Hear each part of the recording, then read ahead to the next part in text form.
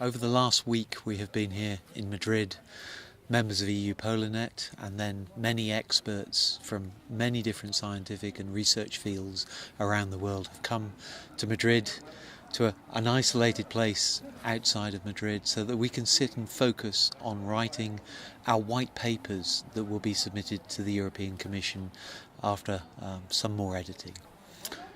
Each of those white papers will describe a process of research which will have real societal relevance and be cross-disciplinary in the sense of bringing together different research communities from the physical sciences to social sciences and maybe even history to work together on the problems that face the polar regions, both Arctic and Antarctic.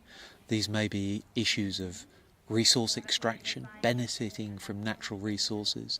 They may be issues around climate change. But in each case, these will be real issues that face people who live in the Arctic or live and work and govern the Antarctic. The group we've had here this week has been absolutely extraordinary, and I have never worked with such a diverse range of peoples. We've had representatives of communities in the Arctic. We've had people who are involved in the governance of the Antarctic.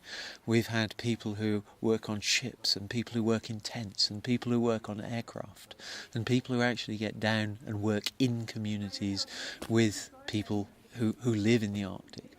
And we looked at biologists and geologists and historians and social scientists. It's an extraordinary group. Much of what we've had to do is find a language that allows us to speak about our research and our research needs across those multiple disciplines in a way that I have never been involved with before, so it's been extremely exciting.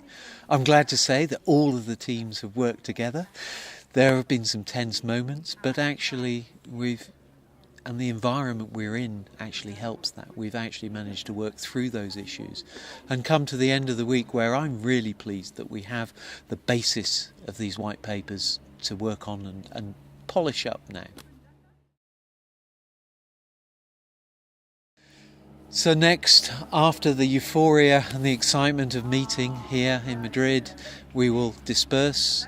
But the work really starts now for me into making sure that the documents can be read and understood, not just by our scientific and research experts, but also by the policy makers and their advisors in the European Commission, who need to understand and need to be able to grasp that the good things in what we're proposing, the novelty and the ways in which we can actually produce beneficial outcomes for the polar regions.